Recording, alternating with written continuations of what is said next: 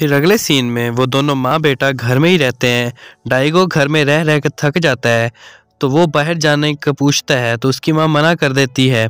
जैसे ही वो दरवाज़ा खोलने लगता है तो उसकी माँ उसके पीछे गन लेकर पहुंच जाती है। जब वो दरवाज़ा खोलता है तो वही लकड़ी जो सल्वाडोर ने घेरे पर लगाई हुई थी उनके दरवाजे पर पड़ी हुई थी, जो देखकर वो दोनों बहुत डर जाते हैं। फिर उस लकड़ी को उसी घेरे पर दोबारा लगा देते हैं।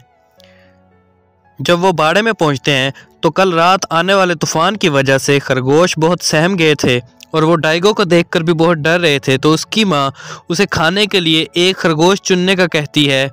डाइगो उसे एक खरगोश पकड़ के दे देता है और फिर दोपहर के खाने में वही खरगोश था। मगर डाइगो को खरगोशों से बहुत मोहब्बत थी, इसलिए वो खाना नहीं खाता और गुस्से से बाहर चला जाता है।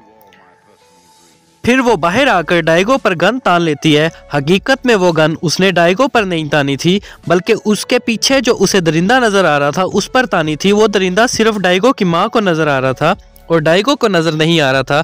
फिर वो बाद में गन नीचे कर लेती है और बोलती है कि वो चला गया। इस पर डाइगो उससे पूछता है कि क्या वो आज कल से भी ज़्यादा करीब था, तो उसकी माँ हाँ में जवाब देती है। तो फिर डाइगो उसे बताता है कि सल्वाडोर की बहन के साथ भी ऐसा ही हुआ था और फिर उसने बाद में खुदकुशी कर ली थी।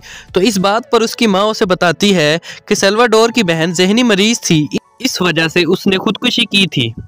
रात में जब डाइगो की माँ खिड़की से बाहर झांक रही होती है तो अचानक घर के बाहर से बहुत सी आवाज़ें आने लगती हैं। ऐसा महसूस हो रहा था जैसे कोई दरवाजे पर दस्तक दे रहा हो। जैसे ही डाइगो ने दरवाज़ा खोला तो उसे सल्वाडोर का घोड़ा नज़र आया। तो डाइगो बाहर जाकर सल्वाडोर को बहुत आवाज़ें देने लगता है, मगर उसे कोई जवाब नहीं मिलता।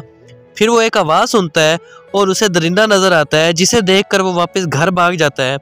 फिर उसकी माँ उसे बताती है कि वो दरवाजे के करीब था। वो दुबला सा और लंबा सा था।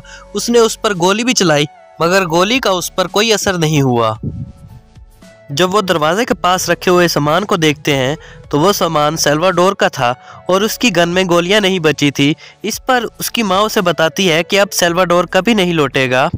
फिर वो घर की खिड़कियां और दरवाजे बंद करने के लिए लकड़ियां इकट्ठी करने लगती है। तो डाइगो भाग कर जाकर बाड़े से अपने खरगोश ले आता है।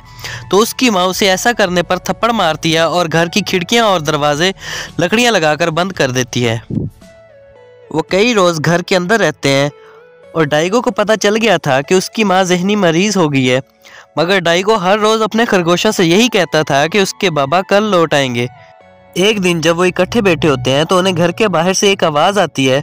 फिर उसके बाद उन्हें ऐसा महसूस होता है जैसे घर की छत पर कोई चल रहा हो।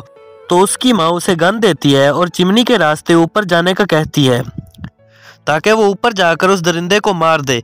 डाइगो ऊपर जाने की कोशिश करता है, मगर वो गिर जाता है।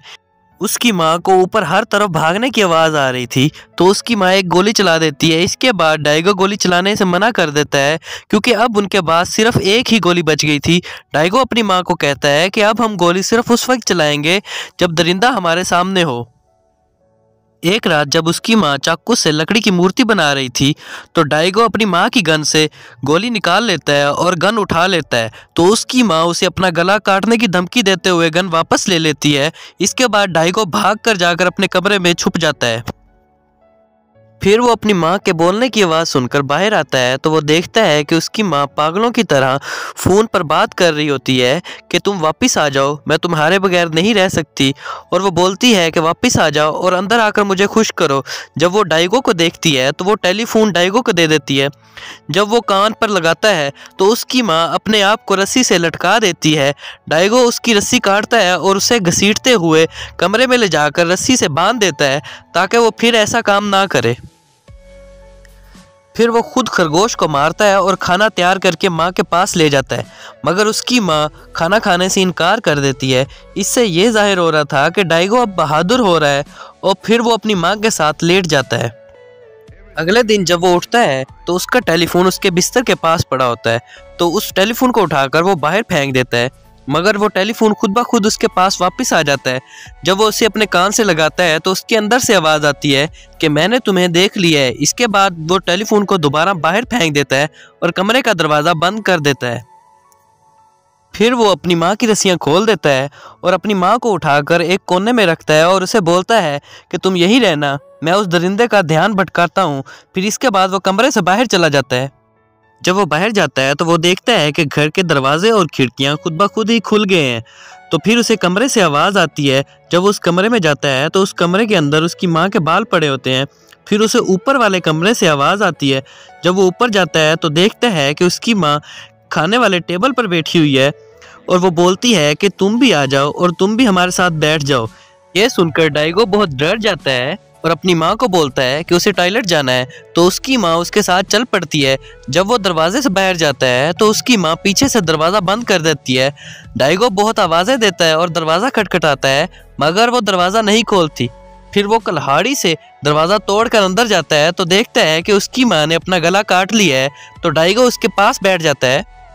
तो डाइगो को पीछे से आवाज़ आती है जो दरिंदे की थी। तो वो बहुत डर जाता है, मगर डाइगो जब अपनी माँ को देखता है तो उसे बहुत गुस्सा आ जाता है, जिसकी वजह से वो इससे डरना भूल जाता है और माँ के सामने खड़ा होकर दरिंदे को गुस्से से कहता है कि दूर हो जाओ। अब उसका डर बिल्कुल ख़त्म हो गया था। ये देखकर दरिंदा पीछे हटने लगता है। तो डाइगो गन में आखिरी गोली डालता है और दरिंदे को मार देता है। ये गोली दरिंदे को बहादुर इंसान ने मारी थी, इसलिए ये गोली उस पर असर कर गई। फिर वो अपनी माँ को घर से बाहर निकालता है और सारे घर को आग लगा देता है और अपनी माँ को वहाँ से लेकर चला जाता है। अगली सुबह जब वो नदी पर पहुँचता है तो अपनी माँ को पानी देता है, मगर तब तक वो मर चुकी थी। अब वो दूसरे दरिंदों को ख़त्म करने के लिए हद के उस पार चल पड़ता है। अब डाइगो डरपोक नहीं था, अब वो एक बहादुर इंसान था। और यहीं पर हमारी मूवी का एंड हो जाता है।